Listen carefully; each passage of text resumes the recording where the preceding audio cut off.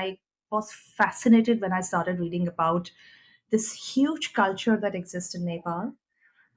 You have been a former Kumari, for everyone's understanding, literally the living goddess. How did this happen in your life? Let's start from there. Actually, as you said, in Nepal, we have this very beautiful culture of worshipping young girls as living goddesses. And I think this tradition started a very, very long time back. You can associate this goddess Kumari with goddess Taleju Bhavani. Like Taleju Bhavani is a form of goddess Parvati. She's a supreme figure in Hinduism. And living goddess Kumari is believed to be the incarnation of that Taleju goddess. So Taleju goddess is, I think, equally revered in most part of India as well. There is, if I'm not wrong, there's a place called Tuljapur in India, Yes. in her name.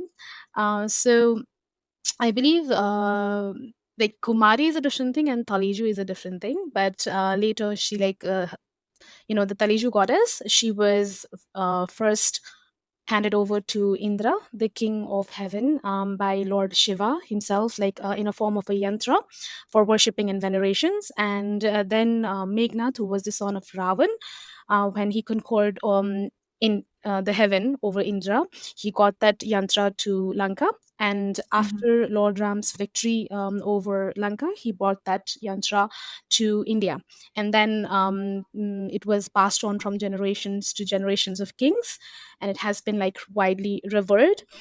And it was like there was a king called Harisima Dev, Mhm. um, was like who used to worship that yantra, and it was in Simrangarh. It is a small king. It was a kingdom then, but it's a small city here in Nepal India border.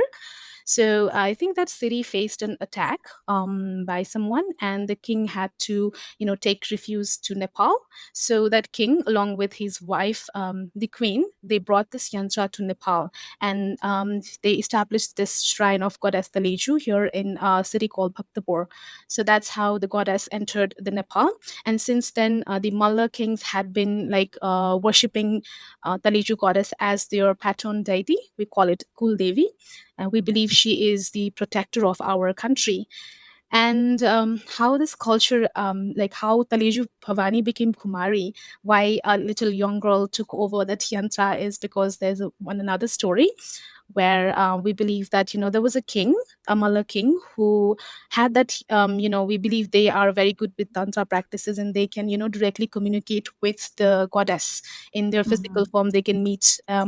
So one unfortunate day, they were like, the goddess could come and physically talk to the king and guide him on matters of governance, maybe. And maybe they would also play some games, like maybe Mhm. dice games. So the king had some bad feelings toward the goddess. One legend says that. And then goddess, who is like, who knows everything, she knew that the king had bad feelings. So she got angry and she disappeared from there. And there are like 17 different versions of how this there are different stories where in some tales they say the queen saw the king with another girl who's the goddess, and the goddess disappeared. But no matter what the story is, what is common in between all of them is that the goddess disappears because of Mhm. some mistake that the king did. And she said that she will never appear to the king in her physical form ever again. And then king realized his mistake. He was like repenting, he was seeking forgiveness, he was like very sad that she shouldn't have done that. And then the goddess said that, okay, like if you are really feeling bad for what you did, just I will never show you my physical form. You can take a young girl and worship her as an incarnation of myself, and I would bless you through her. And that's how worshiping young girls as goddesses, the tradition, this started. And there are many Kumaris in the country. Like the main one is from Kathmandu, which is the capital city.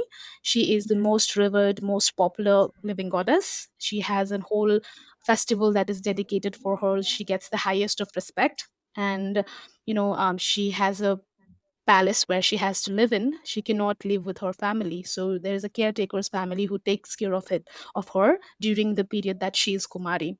And there is the second city here, which is called Patan. She is the second most important Kumari. She's also like very similar to the Kathmandu one.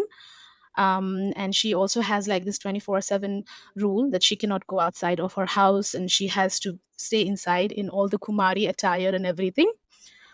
And there are other Kumaris in other cities, which is not a full-time Kumari, I would say. They are part-time. They dress up as goddesses in the morning. They are worshipped by a small group of community, and then they can still go to school. They can still enjoy the modern life. It's like a hybrid model of the Kumari and modern life together. So that's how, like, I am from Patan, the second most important, which I said. And I think it was all destined as how I was chosen to become a Kumari.